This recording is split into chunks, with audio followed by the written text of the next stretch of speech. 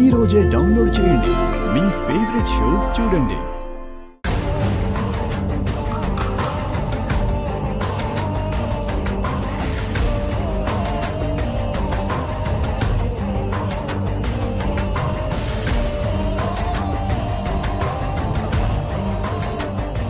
Sir, మీ phone మర్చిపోయారు.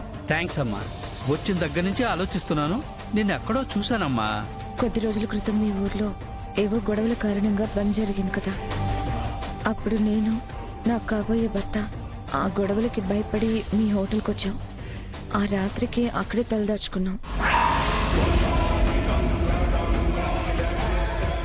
భలే దొరికిందే ఇది. ఆ కార్తీక్ గాడితో ఒక రాత్రంతా హోటల్లో కూడా గడిపిందా? ఇలాంటి విషయమే కదా మనకు కావాల్సింది.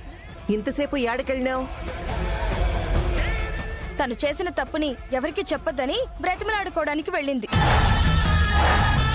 ఇప్పుడు పెళ్ళయింది బావతోనే, కానీ అసలు అంతకు ముందు పెళ్లి కావాల్సింది ఆ కార్తీక్ అనే వ్యక్తితో కదా. అతనితో కలిసి ఈవిడి గారు ఒక రాత్రంతా అంకుల్ వాళ్ళ ఫ్రెండ్ హోటల్లో ఉన్నారంట.